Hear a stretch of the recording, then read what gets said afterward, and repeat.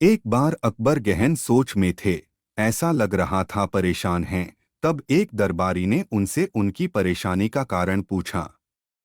तब अकबर ने बताया उनके बेटे सलीम को अंगूठा चूसने की एक गंभीर गलत आदत पड़ गई है। जैसे जैसे वे बड़े होते जा रहे, इस आदत की वजह से हम सभी परेशान हैं, लेकिन शहजादे जिद्दी हैं और किसी की नहीं सुनते। तब उस दरबारी ने अकबर को एक संत के विषय में बताया। उसने कहा कि एक संत हैं, कहते हैं कि उनसे जो एक बार बात कर लेता है वो उनकी हर बात सुनता है और अपनी सारी बुराई त्याग देता है। उसकी बातें सुन अकबर को अपनी परेशानी का हल उस संत में दिखाई दिया और अकबर ने उस संत को दरबार में लाने का आदेश दे दिया। कुछ समय बाद संत को दरबार में बुलाया गया। उनका आदर सत्कार किया गया। तब संत ने लाने का कारण पूछा।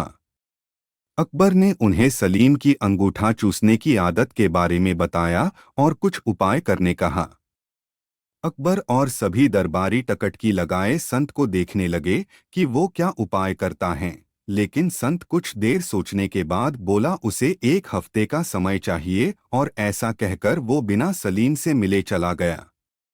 उस समय दरबार में महान बीरबल भी मौजूद थे और उसने सबसे पहले सलीम को बुलाया और उससे बहुत देर बातें की और उन्हें खेल खेल में यह सिखाया कि अंगूठा चूसना सेहत के लिए हानिकारक है, इसलिए उन्हें ऐसा नहीं करना चाहिए। और सलीम को बात समझ आ गई और उन्होंने सबके बीच कभी अंगूठा ना चूसने की कसम खाई।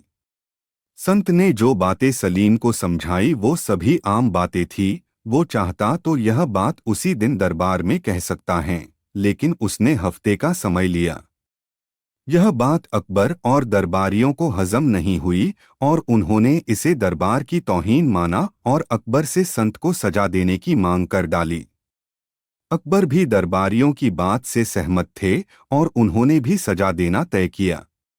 लेकिन जैसे कि वे हर फैसले के पहले बीरबल का मशवरा लेते थे, उन्होंने इस बार भी बीरबल की तरफ देखा और पूछा कि आज तुम इतने खामोश क्यों हो?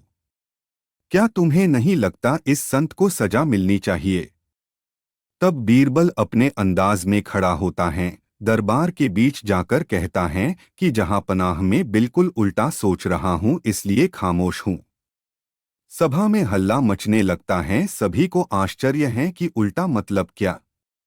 तब बीरबल कहता है, मेरे हिसाब से ये संत महान हैं, हमें इनसे सीख लेनी चाहिए और गुरु मानकर इनका आशीर्वाद लेना चाहिए और इनके साथ हुई गुस्ताखी की माफी भी मांगनी चाहिए। यह सुनकर सभी को गुस्सा आ जाता है और दरबार में कोहराम मच जाता है। तब अकबर गुस्से में बीरबल से कहता है, गुस्ताख बीरबल, तुम हम सभी की तौहीन कर रहे हो कि हम इस संत से माफी मांगे। तब बीरबल कहता है, जहां पनाह गुस्ताख की नाफरमानी को माफ करे, लेकिन मेरे मुताबिक यही न्यायसंगत है। अकबर कहता है, बीरबल अपनी बात को साबित करो। तब बीरबल बताता है, जिस दिन संत पहली बार दरबार आए थे और आप उनसे शहजादे की बात कर रहे थे, तब इनके हाथों में चुने की एक डिबिया थी, जिससे निरंतर चुना निकालकर वे खा रहे थे। लेकिन आज उनके हाथ में कोई डिबिया नहीं है, क्योंकि जब आप उनसे शहजादे की गलत आदत की बता कर रहे थे, तब ही उन्हें अपनी गलत आदत का एहसास हुआ और उन्होंने 1 हफ्ते का समय खुद को सुधारने के लिए मांगा और अपने आप को सुधारकर उन्होंने आज सलीम को ज्ञान दिया। ऐसे लोग बहुत कम होते हैं जो पहले खुद की कमी को देखे और उसे सुधारे, इसलिए मेरे हिसाब से ये एक महान संत हैं। सभी को बात समझ आती है और सभी संत से माफी मांग उनसे आशीर्वाद लेते हैं।